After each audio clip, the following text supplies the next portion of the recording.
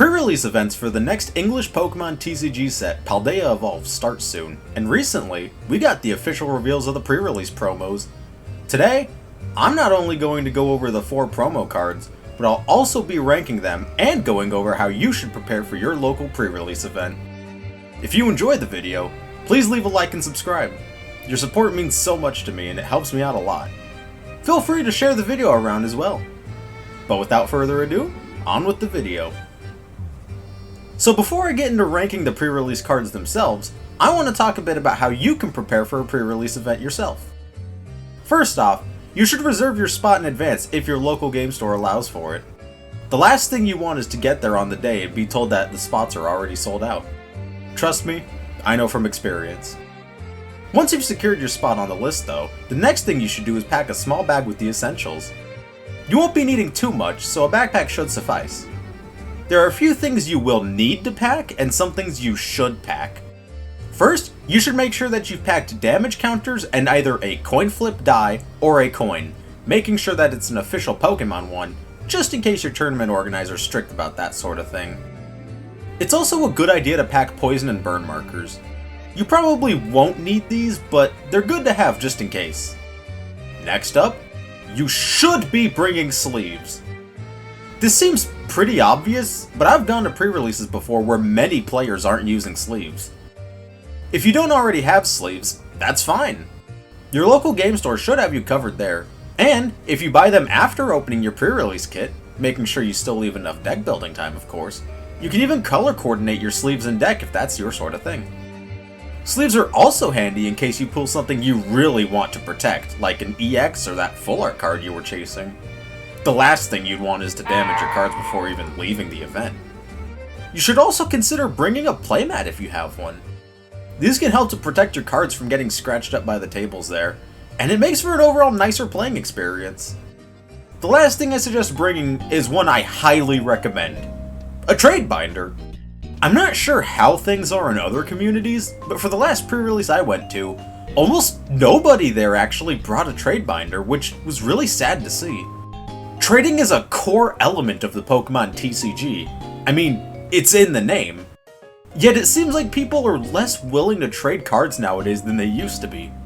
I bet that has something to do with investors pumping the value of random older cards, but I digress.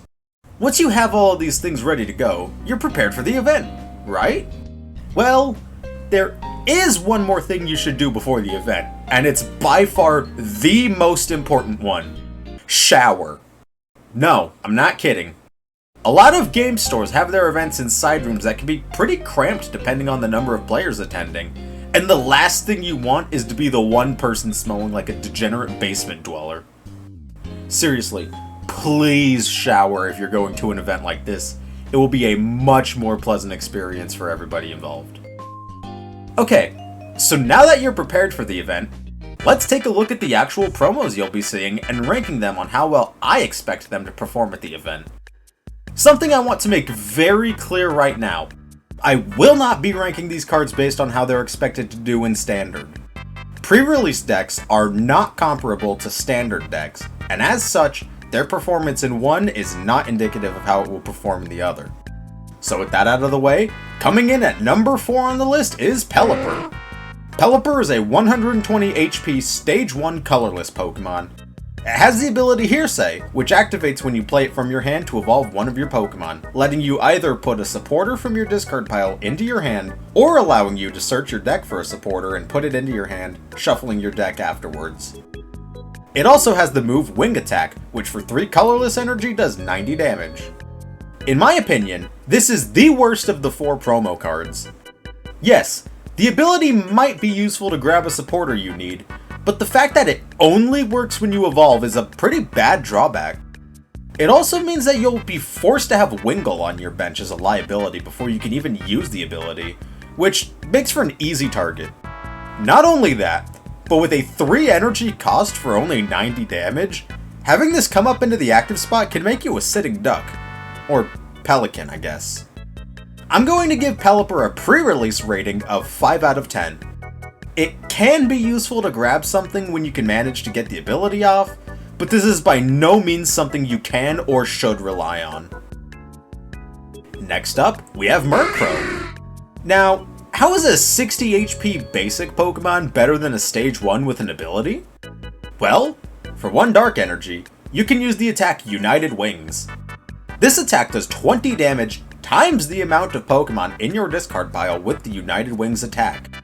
There are at least 2 of these in the set that I can think of, this and Flamigo, but that also doesn't matter since you can play as many of these in your deck as you want. To quote the official Pokemon website, keep in mind that there's no limit to how many copies of a single card you can play in the pre-release format, since you would normally be limited to 4 in the standard format. If you open 5 Murkrow, you can include them all.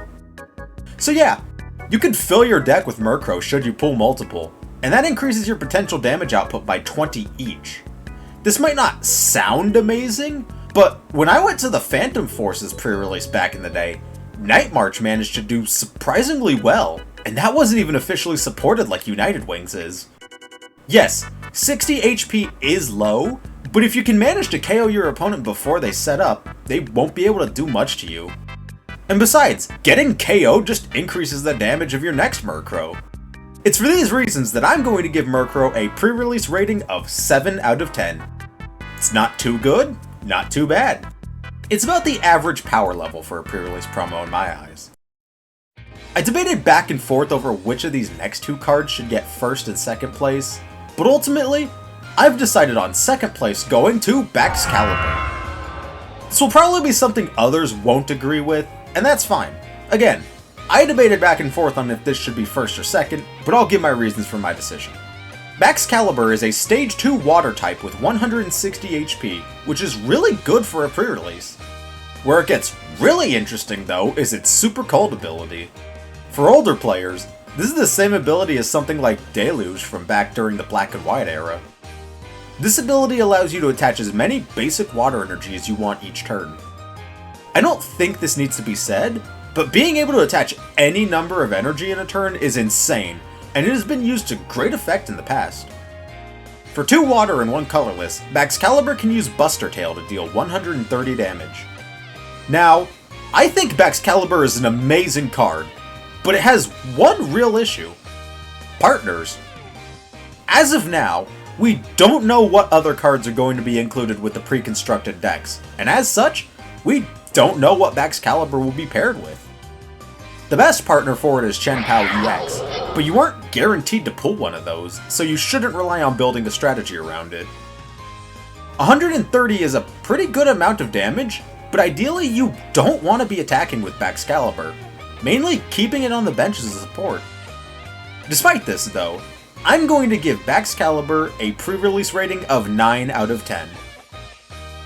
Last, but most certainly not least, we have the first place card, Tinkaton.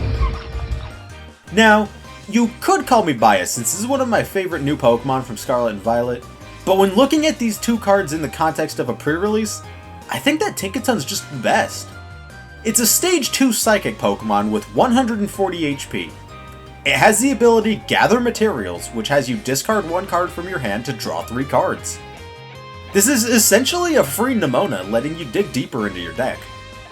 In a format where you aren't really sure what trainers you'll be able to play in your deck, meaning draw power options are severely limited, having a good consistency card like this is amazing. For 1 Psychic and 1 colorless energy, you can use Special Hammer, which does 90 damage. If you have a special energy attached, however, it does an additional 90 damage, making for a total of 180. This attack is pretty much guaranteed to KO anything that isn't an EX, which is important in a pre-release since you aren't guaranteed to pull an EX, and even if you do, it could be one that doesn't fit in with your deck. I'll be giving Tinkaton a pre-release rating of 9 out of 10. The consistent draw power that can help you get out of something like an Iono is amazing, and being able to deal 180 damage fairly easily is also really great. So, that was pretty much everything you needed to know about the Paldea Evolved pre-release, from what you should be doing to prepare to which promo cards I think will be the best. Of course, the most important thing is to just have fun while you're there. These events usually have quite a few new players, so remember to make the experience fun for them too.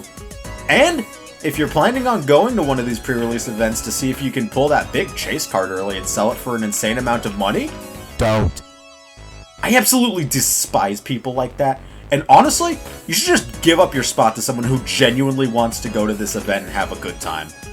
This hobby isn't about making profits, so take that mindset somewhere else. But anyway, that's about all for now. See you all next time.